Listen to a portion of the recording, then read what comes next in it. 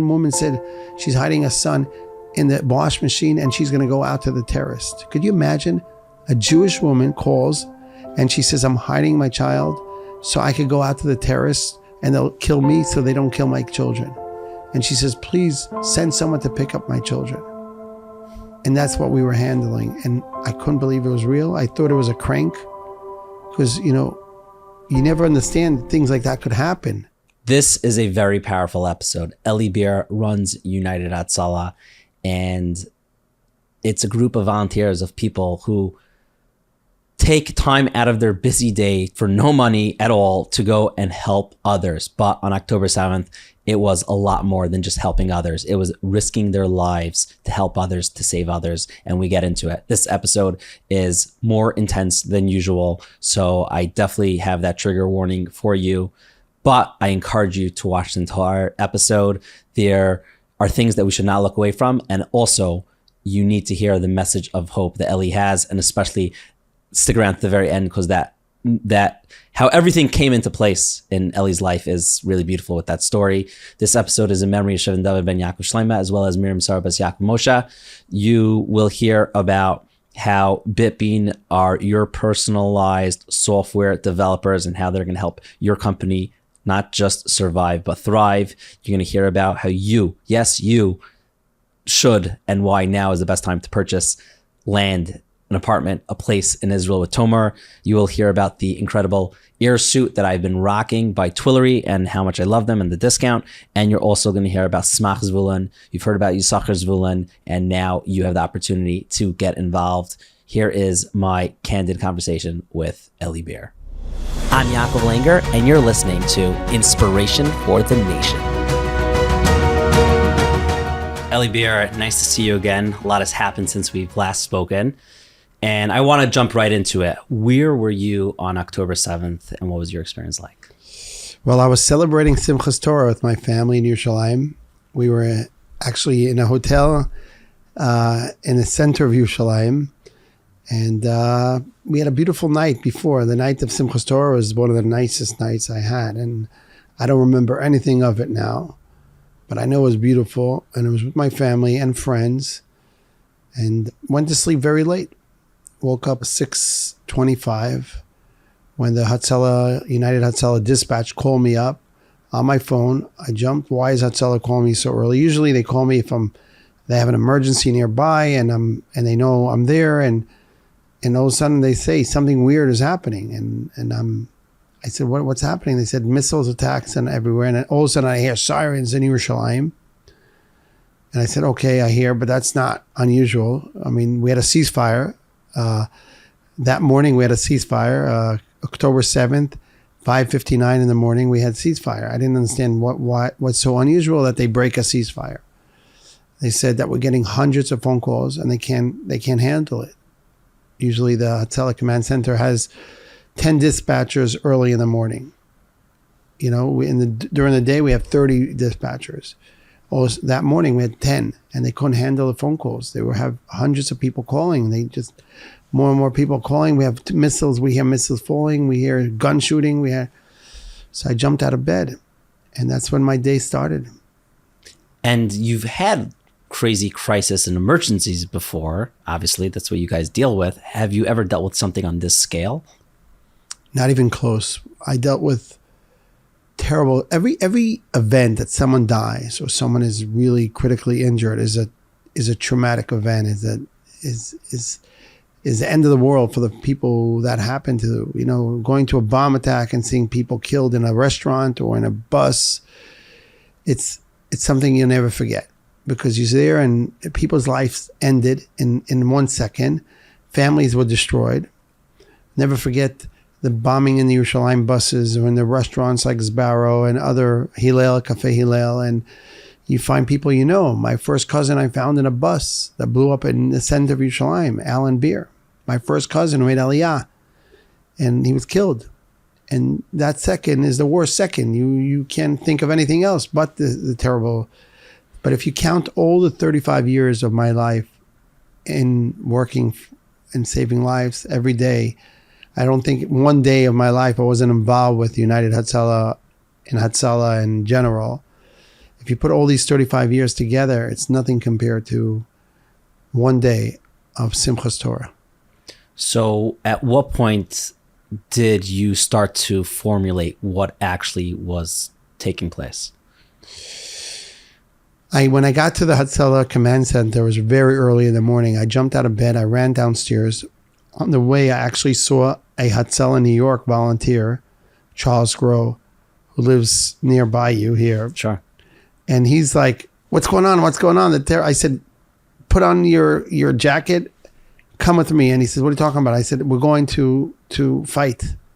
I knew already something really bad is happening. And he's a paramedic. He's not just a regular EMT. I said, join in. And my wife sees me running down. My wife's a paramedic too, Gitti. She just finished 4 years of school in a university in Israel. And she's a volunteer in United Hatzalah. My daughter, she's a paramedic. My son-in-law and other son-in-law, they're all running down and everyone's grabbing their cars. I drove towards the United Hatzalah Center in the entrance to Yerushalayim. When I arrived there, I never in my life saw chaos like that. They couldn't handle the phones. And I'm always saying you should not have a phone ringing more than 3 seconds. But when you have 2 or 3 phone calls waiting, you can handle that. When you have 300 calls waiting, you can't handle it. You just don't answer the phones. And hundreds of people are calling in one shot. And I said, we need to get, first of all, let's get all the dispatchers, possibly people answering the phones that could come. This is Simchas Torah. We send out a notice to everyone, whoever could come to the Hatzalah dispatch come. And all of a sudden I see people running into the center, into the United Hatzalah command center in Romema, in Yerushalayim, wearing talises. And I'm looking at these people running in, a lot of Hasidim that live in that area, they're all dispatchers, running in wearing a talis. And I'm thinking, is this Yom Kippur 1973? That's the month I was born in. 50 years ago, Yom Kippur, that's how people ran to the shul when they heard a war is going on. And I'm all of a sudden like deja vu on the pictures I saw when I was younger. And they all sat down in chairs. We have 50 people answering phone calls. And you hear the worst of the worst. A mother's crying, please come pick up my children. I'm going to go out to the terrace. And they don't understand what's going on because people in the Yeshuvim, in the Kibbutzim, in Nir Oz, in Be'eri, in Kfar Aza, all these places, they actually understand that they have a war. We didn't understand yet. We knew terrorist attacks. We knew we have terrorist attacks. 2, 3, 4 terrorist attacks. Then it started 10 terrorist attacks, 15 terrorist attacks. We didn't get it that it was a war, but they saw a war. They saw hundreds of terrorists coming into the Yeshuvim, into the villages. And a woman says, I'm hiding my children in the bomb shelter. I'm hiding my children in the attic. One woman said she's hiding a son in the wash machine and she's going to go out to the terrorist. Could you imagine? A Jewish woman calls and she says, I'm hiding my child so I could go out to the terrorists and they'll kill me so they don't kill my children. And she says, please send someone to pick up my children. And that's what we were handling. And I couldn't believe it was real. I thought it was a crank because, you never understand things like that could happen. It happened in the history over and over. And the last time it happened was 1942, 1943, 1944, and 45, but not in the last 70, 80 years. And this is what happened, Rosh Simchas Torah. And we started sending out volunteers everywhere. The first volunteer actually that left in Nir Oz to go help was a tzaddik. His name is Dolev Yehud. Dolev has 3 kids and his wife, and he's in Nir Oz. And you have to understand, Nir Oz is right next to the border, across from Khan Yunis and south of Gaza. And they had 100 terrorists come into their little yeshuv. A third of the yeshuv were either killed or kidnapped. And he left his house not knowing what's going to be, but he knew that United Hatzalah called him to go out. And we're sending out the volunteers, wear your bulletproof vest, wear your helmets. If you have a gun, put the gun on your thing because we need to help people. People are bleeding, people are injured. And he says to his wife, he'll be back soon, but just stay safe. Don't leave the bomb shelter. And he went to help people and he was treating people and he never returned. He was kidnapped an hour later by Hamas. We heard him actually in the walkie-talkie saying that they're shooting everywhere and he's treating people and needs help and he needs more help and more assistance. And then that's it. He disappeared. And a week and a half later, he had a baby boy. His wife gave birth a week and a half later, and he probably doesn't even know that he had a boy. And this is Dolev. This is one story. Dolev was the first volunteer of ours who was kidnapped. And we started hearing from different areas because we have volunteers. Over the years, United Hatzalah took it upon himself to have a volunteer everywhere, no matter where, no matter if it's a frum area, no matter if it's a secular area, no matter if it's an Arab area. We will have the biggest coverage in Israel for medical first response. And we broke the boundaries. We actually opened United Hatzalah to everyone. So we had non-Jewish volunteers and we had Jewish volunteers. And then we understood that a massacre is happening across from Be'eri, which is in Re'im, on a big party. And we knew about the party before because we had volunteers who went to go help as standby paramedics and EMTs. So if something happens, like they do, like the Israel Day Parade, they have a lot of Hatzalah volunteers from New York. They go to Fifth Avenue to stand there in case something happens. So I see them every year in the Israel Day Parade. We have in all these big events, they actually ask for paramedics and they pay them individually to go work there. And we send Arab volunteers there for Simchas Torah. They took an ambulance from another company, Yossi Company, Yossi Ambulance. It's another ambulance company. And they were working there as paramedics and EMTs. And one of them was a volunteer by the name of Awad, an Arab United Hatzalah volunteer who was supposed to be actually a doctor. He went to medical school in Romania. And during COVID, he had to leave and come back to Israel. So he became a paramedic and he joined United Hatzalah, and he was incredible. Always devoted to save people, no matter who they are. He lived in Natzrat, which is up north. And Awad, I actually met him one time, but everyone loved him. The Jewish volunteers, the non-Jewish volunteers, everyone loved him. He was a lovable person. And he was very gentle. And when he saw the massacre start, he was there and he didn't run away. He stayed there and had a young girl, like 25 years old, that he was treating. And the other volunteer says, "You're crazy. Don't stay here. Hide." Everyone was hiding. And he said, "I can't leave her alone." And he told the girl, "I'm not running away. I'm staying with you." And when the terrorists came, they saw him treat this Jewish girl. He started talking Arabic to them. It didn't help. They shot him 25 times. It's crazy. I remember the last time we spoke, me mentioning that this beautiful concept that United Hatzalah is capable of doing is that it doesn't matter, men, women, Muslim, Jewish. It's a group of people that say, we want to help people. It doesn't make a difference, your religion, your background, your gender, and just all of you coming together. And obviously what's going on now is so terrible. It's just people looking at Jews and saying, we don't like Jews. It's kind of the opposite of what United Hatzalah stands for. Look, I'll tell you, United Hatzalah is really what Israel is all about. Many Americans come to Israel. They see in the restaurants and the hotels, they see Arab people working there. And for 30 years, the same Arabs are working. United Hatzalah is really what Israel is. We have the most open society in the world. Anyone who says bad things about Israel and trying to make Israel look like it's not, like we're apartheid, we're genocide, we do terrible things, that is a lie. United Hatzalah is an example for it. Look, we have 7,000 volunteers now. We're going to have more. We're training more and more volunteers. We have 750 Arab volunteers in the organization. Every single one of them feels like he's the most important volunteer. We never give more love or attention to one volunteer because he's Sephardic or Ashkenazic or religious or secular or Jewish or non-Jewish.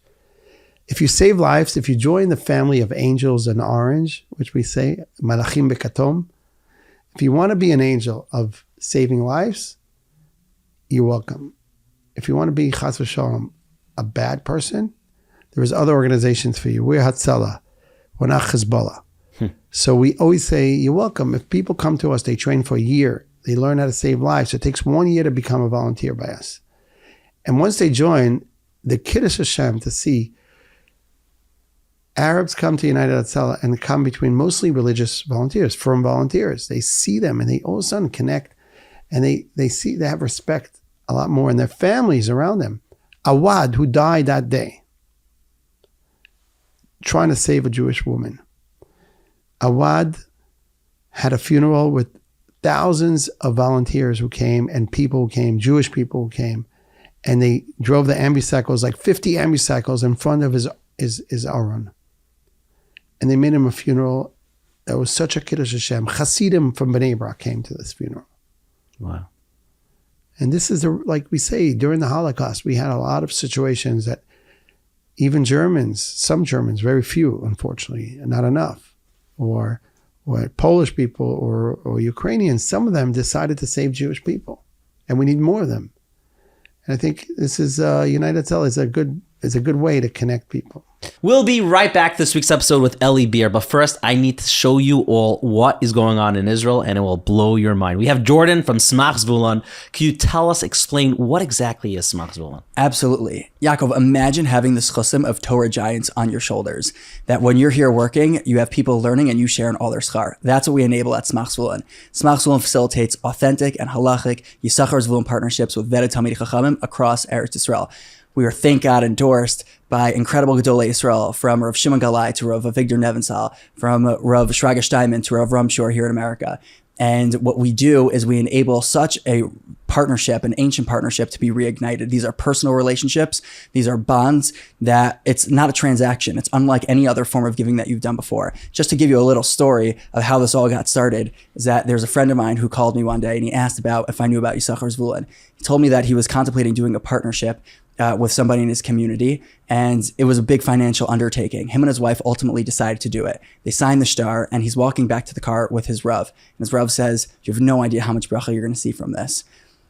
12 hours later, he says one of his earliest investments, he's a fellow venture capitalist, one of his earliest investments was a company that we all know well called Honey, was purchased by PayPal for $4 billion. Now, we don't understand how Hashem works. We don't understand his cheshbonos, but that was the seed that ultimately woke me up to all the incredible bracha. This is just a vehicle for bracha, for Hashem to shower us with bracha and hatzlacha in our business and our family lives and in all different facets of the things that we do every day. Okay, so if someone wants to get involved, how do they do that and where do they go? So they should go to smachzevulun.com or WhatsApp us, 516-699-2095. Most partnerships today start at about $2,000 a month. But to make this as accessible as possible, we worked with Gedolei Yisrael, and based off of the cost of living in Eretz Yisrael, it can be starting at $1,500 a month. We take nothing. We have no fees. This is not a business for us. This is, please God, our ticket and your ticket to Olam Haba.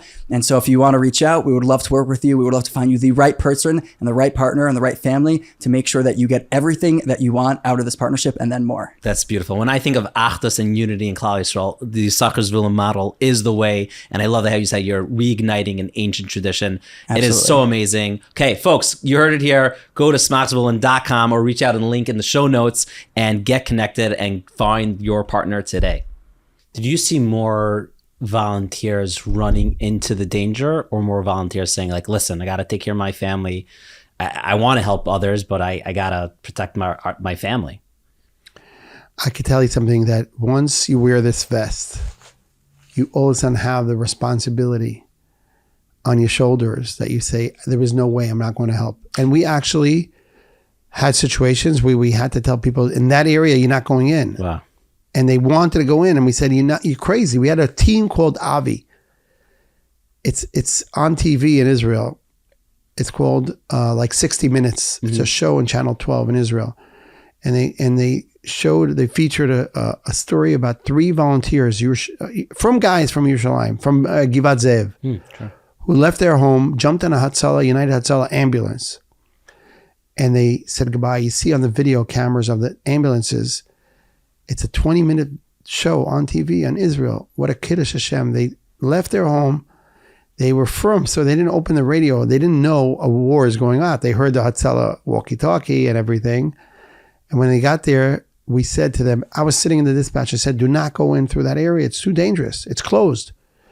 And they said, no, we're going in anyways. And we have special forces watching us. The special forces were Hashem.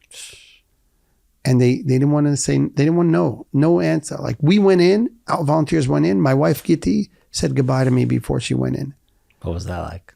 It was hard because, we have 4 grandchildren. We're enjoying now the dividends of having 5 kids. Right. Now we're enjoying the dividends, and she's finished medical school, like paramedic school. And all of a sudden she could enjoy all the work she put in for 50 years of, growing up, having children, then all of a sudden grandchildren, and Baruch Hashem, I'm alive after my miracle. And then she says goodbye to me, Eli, I'm going down south. I said, that is very dangerous. She said, I learned 4 years how to save lives.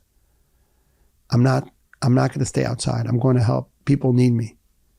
And people needed her. And she saved people's lives. Gitti, my wife, saved many people. She didn't come back for 2 days. She stayed there from the morning. She was there by 8:15 in the morning in Sderot, and she stayed there for 2 days. Under fire.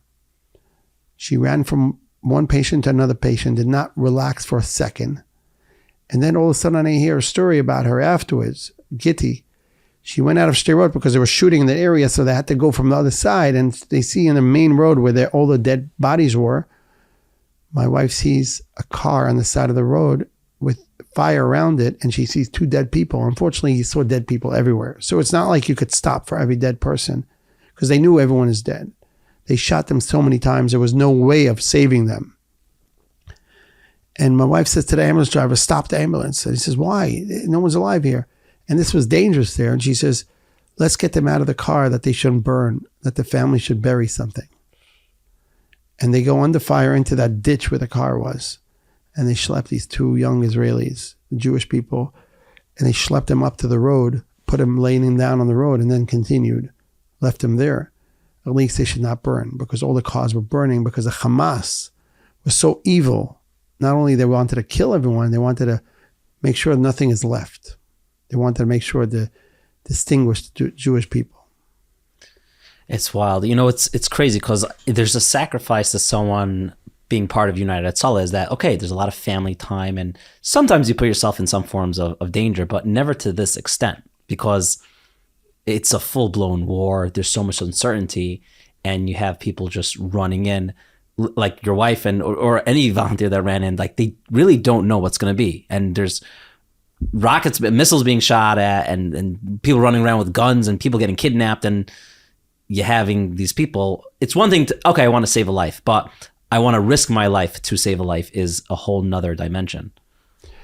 Well, look, once you have this responsibility, you have a very heavy responsibility. You can't just say I'm hiding. It's this is a choice in life. I think every Hatzalah volunteer who was alive and kicking 2001 ran towards World Trade Center from Brooklyn, the Hatzalah in New York. The Hatzalah guys here. Yeah, sure. And I met your brother who's Hatzalah volunteer here in 5 towns. Sure. And I know many volunteers who ran into World Trade Center. Mesiras Nefesh. This is not simple. People were hiding. The end of the world was September 11th in 2001 was the end of the world I thought it was the end of the world. Like the bombing the White House and the Pentagon and this, and they're like, oh, what's going to be? But Hatzalah volunteers are not paid. They took the responsibility as shlichim. They have a shlichut. They have a job to do, and they just went there and they put their life in danger. Many of them were sick afterwards. You know how many people got sick? Shlomo Zakheim and others who passed away afterwards from who knows, maybe connected. And people got injured that day, and people were missing. And I see the same thing now. In October 7th, our volunteers went in. They were ready to get hurt or killed. They're ready. They knew. There was no way 2,900 terrorists are there. There was no way that we wouldn't have 20 or 30% getting killed. And the big miracle we had that we ended up that all the people who came out from the outside, no one was killed. Unfortunately, people who lived there were hurt and killed. We had 2 volunteers killed in the morning, and 2 others were kidnapped, and family members of theirs, but they were in there. But the ones who actually came in from far, there were miraculously 1,200 volunteers came in that morning from the outside. And altogether, 1,700 volunteers were operating there. So I know you mentioned the book Angels in Orange, and we'll get into the book, but I know that it's mentioned there the financial burden that it's costing United Hatzalah is insane. Could you tell us about, like, I think to run Hatzlah itself is so expensive, but like especially the insane demand for supplies. Could you walk us through that? Well, first of all, when you don't have a war, when you don't have these kind of situations, you have a budget, you're organized, you're very tight. You have a budget. You want to buy 1,000 bulletproof vests. You could buy only 200 because each one costs $800. So you don't buy whatever you want. And you have supplies that you buy for every day, but you don't buy for like crazy amounts for situations that you might find yourself in a war. And all of a sudden, Simchas Torah at 10 o'clock in the morning, I realized they don't have supplies down there. The volunteers were using everything they had. Pockets were empty. The bags were empty. People were just running around injured. Thousands of people were injured, and maybe more were coming. And we said, okay, let's empty out. We called all the trucks that are either Hatzalah trucks. We have big logistics trucks. Sent them to Beit Shemesh, to our logistics center. We have 50,000 square feet of medical supplies. Said, empty out whatever you could. Monitors, defibrillators, bulletproof vest, bandages, IVs, medicine, anything you could think you need, just empty it out.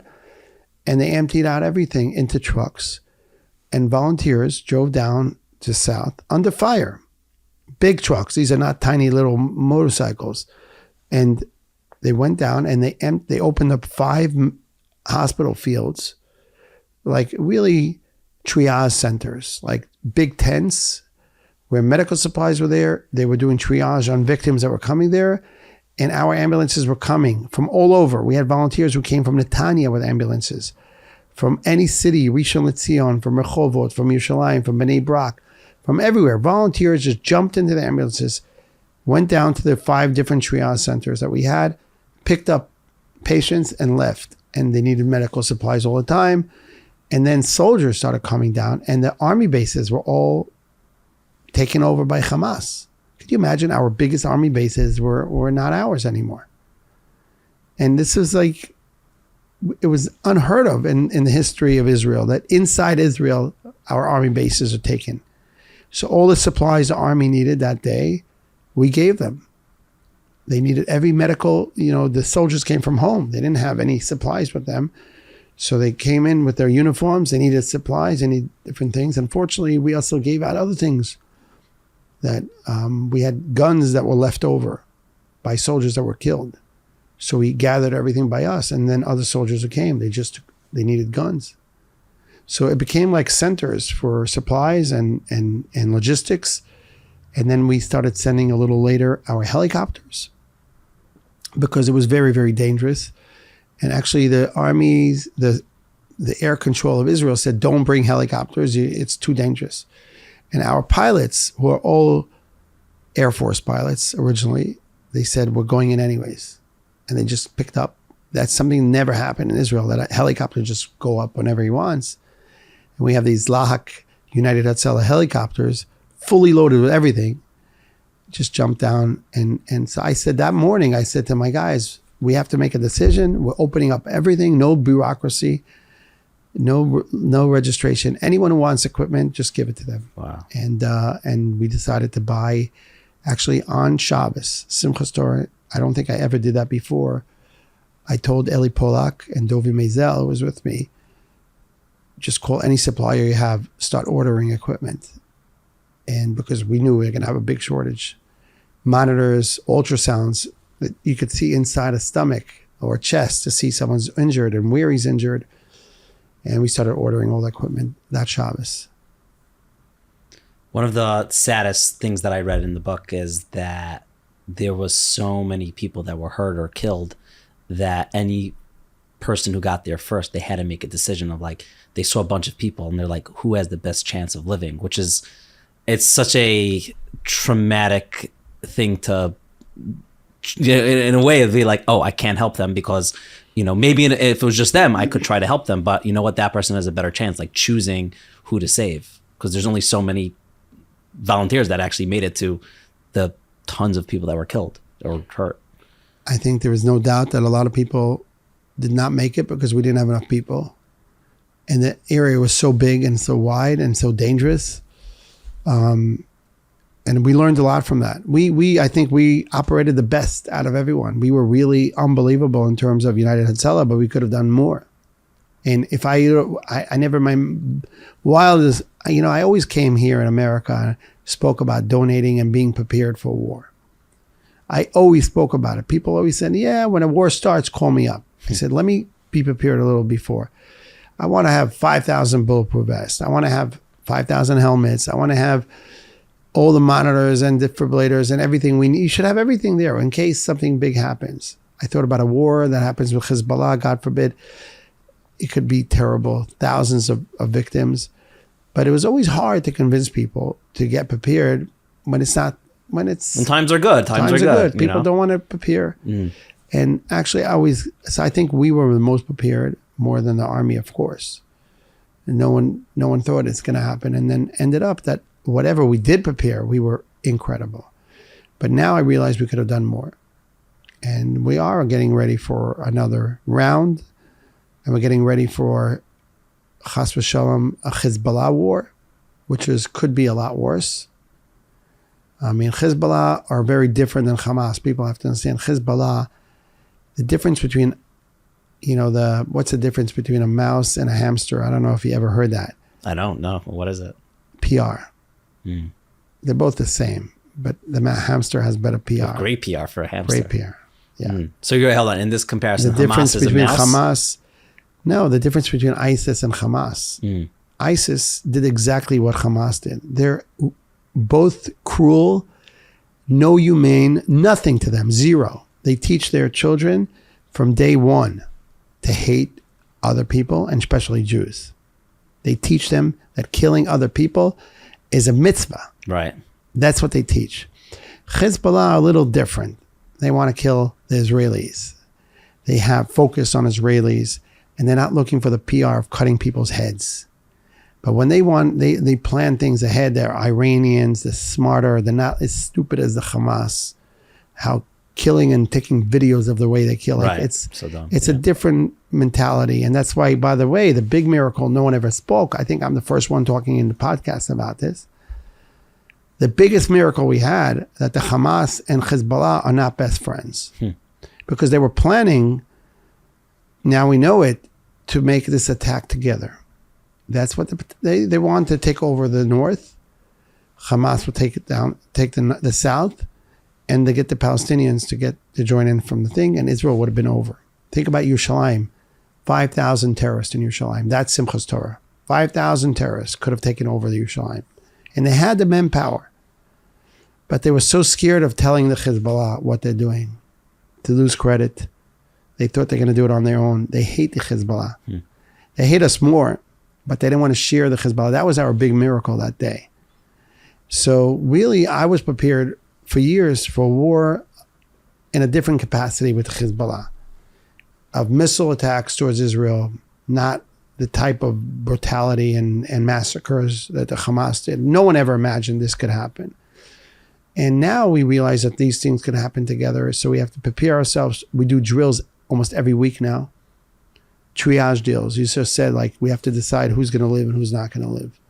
It's a decision that's the hardest decision in the world. And we had paramedics and doctors who were there deciding who's going to be treated and who's not. Who's going to go on the helicopter and who's not. You have one helicopter, you have two patients for a helicopter. Who's going to go on? Well, who's going to wait for the next helicopter? And unfortunately, some people did not make it because of that, but they had a lower chance of survival.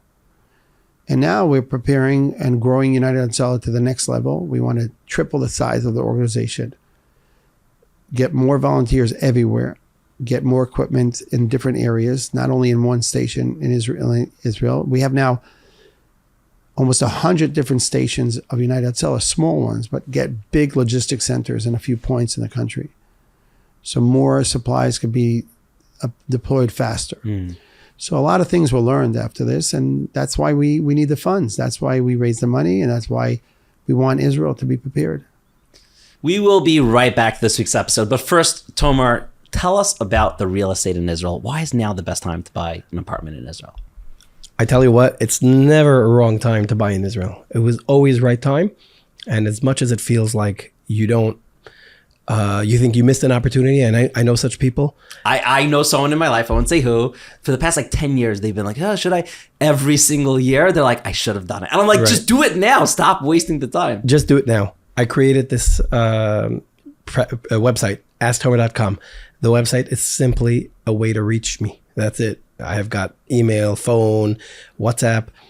asktomer.com is a way so that when I meet someone in the street and I tell them, hey, did you buy an apartment in Israel? Or I'll come to some people, now I have a new marketing shtick. I come to a guy, I'm like, who's managing your apartment? So like, I don't have an apartment. I'm like, okay, asktomer.com. So how do I reach you? asktomer.com. I got my number there. And basically I created a beautiful, all-encompassing system where I'll bring the potential buyer, the attorney, the mortgage, the power of attorney. You know that without a power of attorney, you can't move anywhere. You can't do anything, by the way. You could have everything. Otherwise, you have to fly in. I was able to close deals within 14 days. And the guys are like, Tomer, you're a magician. How did you do this? Okay, Baruch Hashem, we have the ability. We have the possible capacity. As an Israeli, so I know the market. As an American, I know the people. And I know what they want. And I know that I have the product to bring to the American market over here in the States. It's so funny because the real estate in America and Israel is so different. I have a family member attempted 3 times and still don't have something. So I'm going to give them your email. And the process through, there was always some problem that in America, it's not like this person's in real estate. And they kept on saying like, it's such a different system in Israel. Yeah. So you're right. It's very different, very difficult. I went through it myself. So I know what the process is like. I just take that, like there's a big mountain. I just flatten it and it says Ask Tomer all over it because I just figured out the system, how to make it so simple for the person. And anybody who didn't buy an apartment or who did and is going through issues, just asktomer.com. There you go. Yeah. Asktomer.com. There it is. It's very Thanks easy. so much for being here, Thank Tomer. you. My pleasure. Okay, now back to this week's episode. I want to ask you 2 questions that are like very opposite reactions. I want to know for you personally, what was the hardest or saddest moment since October 7th? And then on the flip side, what was if there was the happiest moment or a story that's like, this gave you chizuk? Look, the whole day was one story worse than the other story. And I think the worst story I understood, I really felt like first of all, we locked down the Hatzalah building. We locked it down because we were sure terrorists are coming to Yerushalayim. There was no doubt. So we told armed guards to stand outside the Hatzalah center because we were on the entrance to Yerushalayim. And we were inside the whole time. I was inside the command center making decisions where to send people, how many people, should they go in, shouldn't they go in. I had a team of people. I had Dovi with me, Dovi Mazel, Eli Polak, and Elad Bachar, and a lot of people who were running the show. And we would sit every 20 minutes. And then we sat in one point, and all of a sudden we realized babies were burned. People were tied together. Father and son was tied together by Hamas to just burn them together, and they shouldn't run away, and just burn them together. And that brought me back to the Holocaust stories that I saw. Like, I don't think the Holocaust was so, in my opinion, Holocaust was black and white. We never even saw the Holocaust. It was like pictures that were taken 80 years ago. Right. We never saw the brutality from the Holocaust. It's stories and pictures. We never denied it, but it wasn't firsthand that like firsthand. We saw people that told the stories, but they didn't have videos. They didn't have the actions. All of a sudden, Hatzalah volunteers from the field are telling us we see babies are burned, fresh babies just burned. I burst out crying. I couldn't believe I'm living in a time where things like that could happen. And then all of a sudden you hear more stories, and they're going into other areas. And I said, let's start counting how many people died, because it doesn't even make sense to count how many people were injured. That's what we usually do. Let's just count the people who did not survive. And we had a whiteboard in the Hatzlah Center, and we're sitting there like 10 people and getting information. So and no one knew anything. So we were trying to gather the information. We had the biggest spread of people in the south of Israel. And we hear 24 people here, 52 people here, 20, start counting down. And I said, it can't be. It can't be that we have so many people. It doesn't make sense. We got to 300 people. I said to my guy, sorry, we're making a mistake. I think we're counting the same numbers again, like the same areas. It doesn't make sense. 300 dead. Like we had 3 years ago, the Meron tragedy, when it came to 45, no, I couldn't believe it. 45 Jews die like that in a tragedy in Meron. It's impossible. We got to 300. I said, it's a lie. Volunteers are making up. Like it wasn't something I could believe. And I think that when I realized that it is true, it was the hardest moment of my life, like saying 300 people. I think there were number 300. If I knew then that we had 1,300, I would have probably fainted on the spot. The fact that we slowly went up to 400, to 500, to 600, to 700, it was something. Everyone had a life. Right. Everyone had a family. Whole world. It's a whole world. You're talking about, it affected me personally so hard. And then I think I almost lost hope already, because the terrorists were not caught. They killed terrorists, but the army weren't prepared. It took hours and hours till the army got in. They had soldiers who ran in on their own, which they were heroes. Soldiers died running in. I'm talking about Sayeret Matkal, Navy SEALs of Israel, Egoz, Duvdevan, Maglan, all the top units of Israel are running in and dying. The best soldiers. They weren't prepared. They all running. They didn't know where to hide. And the terrorists were dressed up as Israeli soldiers. A lot of them were dressed up as generals in the Israeli army, were telling Israeli soldiers, come, we need you. They thought a general was calling them, and they shot them and killed them. So we thought we're losing anything. And all of a sudden I hear on the walkie-talkie at 8 o'clock at night, one of our volunteers, Shalom Avidan, he goes on the walkie-talkie. He says, I have 2 babies that were just handed to me. 2 babies in Kibbutz Kfar Aza. And they're alive. And I'm treating them. And he's talking to the dispatch. And 2 babies? How did 2 babies alive? I don't, like, everyone's like, all I heard is bad news all day. Yes, we treated thousands. We treated over 2,500 people that day. But babies like found alone, apparently what happened was that the parents were killed in the morning, like early in the morning at 6:30 in the morning. They were murdered by the Hamas. And the Hamas left the babies alive so they could stand there and wait for Israelis to come and rescue the babies. And that's how they killed more and more Jews. And they used these little babies as bait. But when I heard that 2 babies were saved, for me it was like, okay, miracles are happening. 2 babies, they were saved. They weren't killed. And the soldiers that came in, the Golani Brigade who came into the house, shot the terrorist and saved the 2 babies. And that gave me hope like you can't imagine. I was like on heaven. It's like I just found out the greatest news in the world. And the babies were treated by us, and the babies were transferred afterwards to the hospital and checked. Thank God, Baruch Hashem, the babies just had a baby, 1-year-old, 2 twins. Wow. And the parents are not alive, but they're by the grandmother, and the great grandmother is a Holocaust survivor of these little babies. And that was a moment that I think was the high of that day. We'll be right back to this week's episode, and I beg you to stick around to the end. There is so much in here, and especially that story at the end that Eli shares. But let me tell you 2 messages. First, need to tell you about this idea. Okay, imagine you could custom make a house.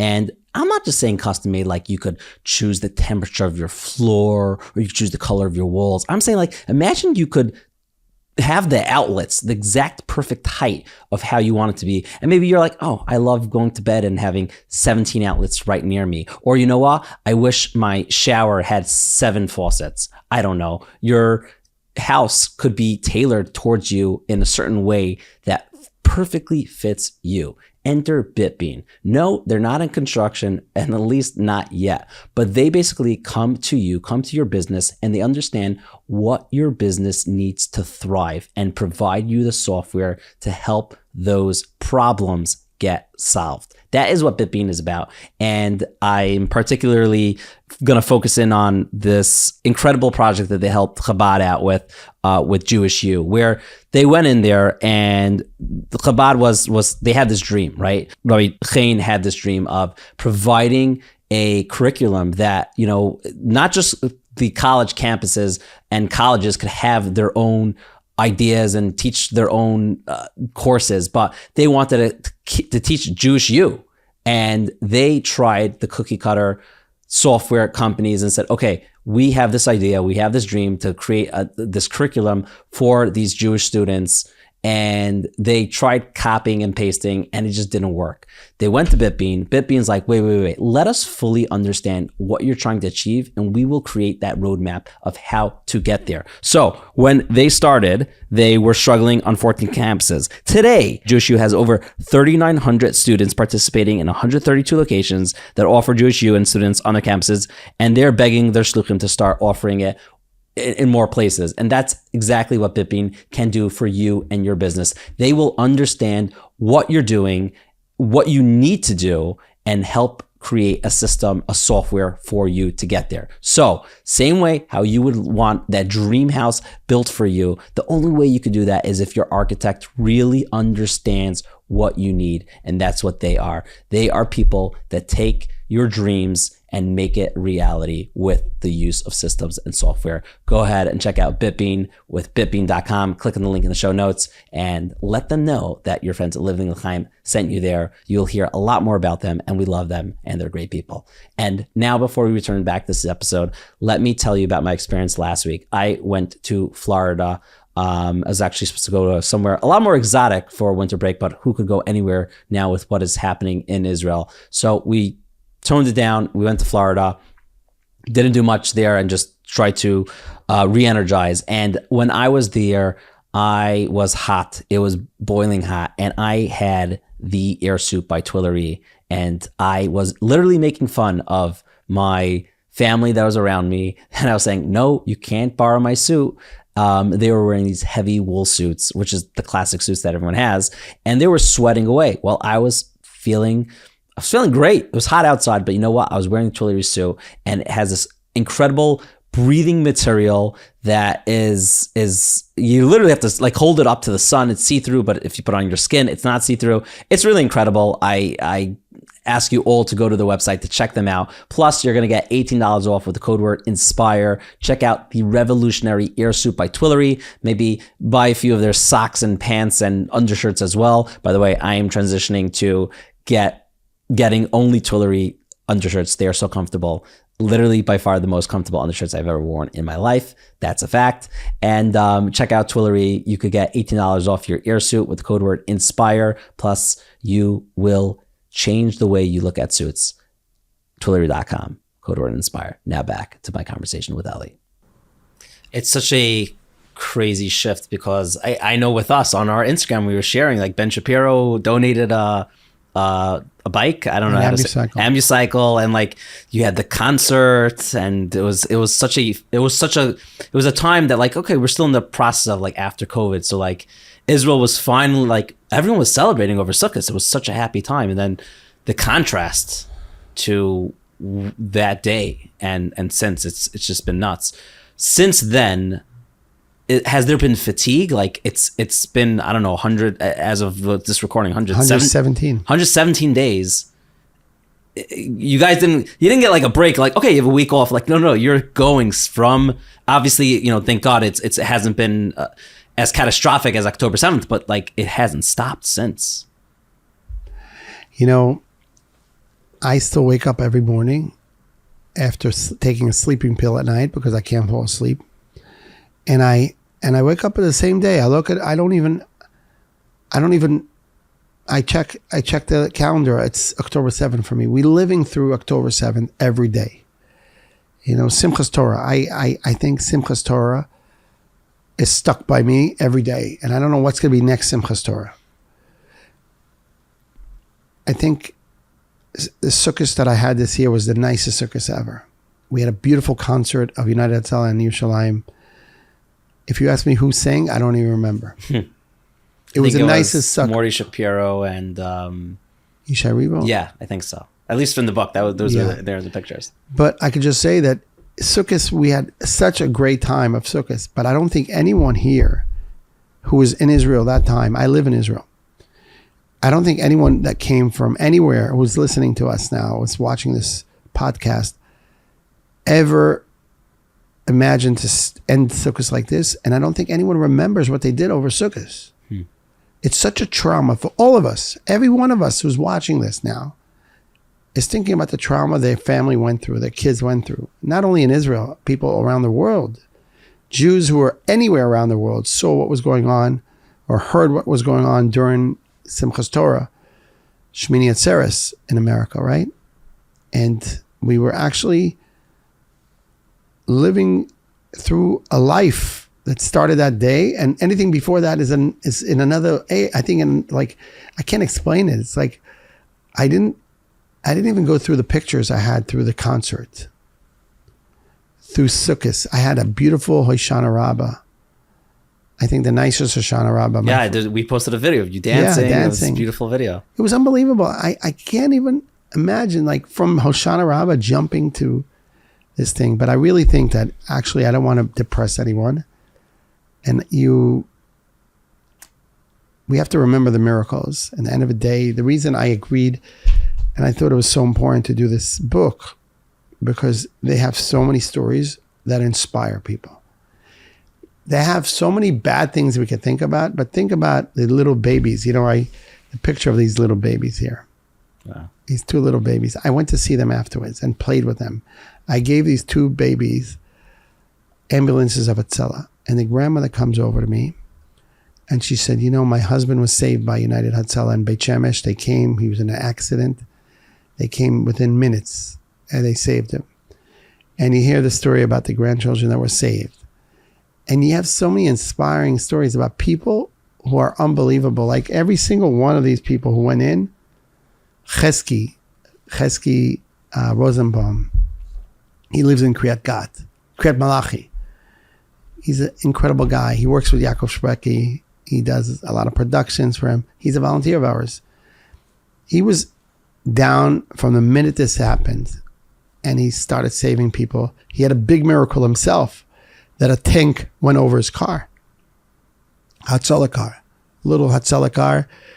And it was used all day, and then all of a sudden a tank had to shoot on terrorists and went back, like driving back, like not driving back a little, like they go zooming back, and went straight on his car, stopped 1 millimeter before the driver.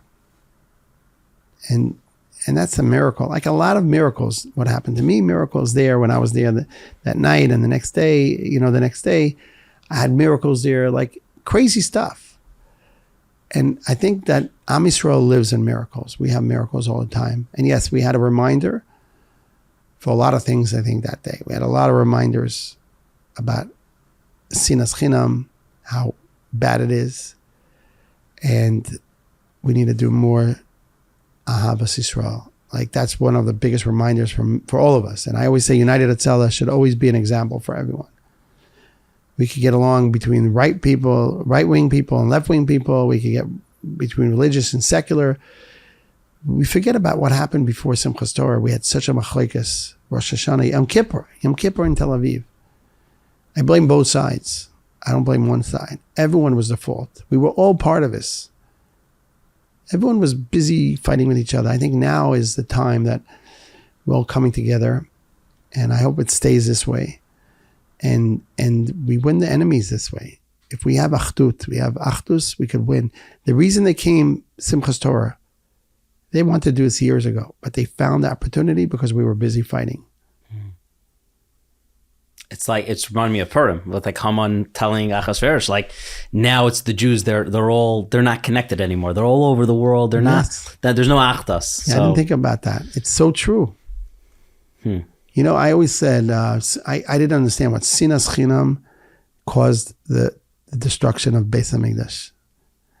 And I said, what is that, a punishment? Hashem gave us a punishment, Sinas Chinam? I think it wasn't really a punishment. I think it was a practical decision of a very strong army. The Romans wanted to destroy the Beis HaMikdash, and they couldn't. But once we started fighting, that was the right opportunity. And the generals sat there and they said, the Jews are fighting, let's go attack. And the same thing happened now. I think, yes, of course, it has to do with everything is Hashem's hands and everything. But I think the miracle was that it could have been 100 times worse. It was a wake-up call.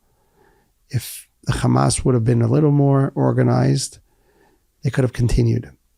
And we had a lot of heroes there, a lot of heroes. And this book talks about these heroes that stopped it, that fought against it, that went in without thinking. In a normal reaction, a person would hide. This was not a normal reaction of people. It's a very powerful book, and we're gonna have a link in the show notes for anyone to go ahead and buy it. It's very powerful. For anyone watching, that they feel, I think a lot of Americans feel helpless in a way. Obviously, people are learning and doing more mitzvahs, and they're davening more. But let's say they see United Hatzalah, they're like, I'm in New Jersey or Baltimore. How in the world could I help United Hatzalah? What could they go ahead and do? First of all, the best help they can do is support. Just go on our website, israelrescue.org, and support it. Of course, you should support your local organizations, the local Hatzalah. They're all separate. Every single, Baltimore has their own Hatzalah, and in Borough Park and Queens, and everyone has their own Hatzalah. But Israel belongs to all of us, Eretz Yisrael. And United Hatzalah unites between over 150 groups of Hatzalah, from the Golan Heights down to Eilat. And we have an incredible organization. And if someone wants to help United Hatzalah and help Israel, just go in and donate something. Everything helps. You could donate from an oxygen tank to an ambulance to anything else you want to do. And on the way here, I stopped someone, a lady here, she sells jewelry, Jen. She said, on the way here, I have a donation that the store, like for 2 minutes, stopped to take a donation that she sold jewelry, and she gave it to United Hatzalah.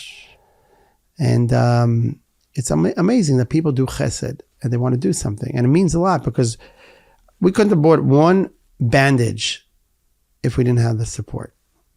Really beautiful. And I want to end off just on one note of I think the how everything just works in tandem. That you told me the story with your daughter. I want you to mention that, because there's something very powerful there. Well, listen, I go through so much every day.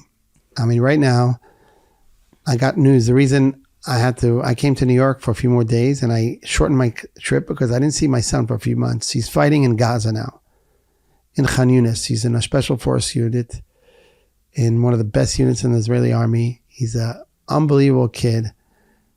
He loves Hashem, and he's fighting for Eretz Yisrael. And all of a sudden, out of I'm begging to speak to him, because just to say hello, and he doesn't have a phone. And all of a sudden, I get a phone call that my son is coming out for Shabbos.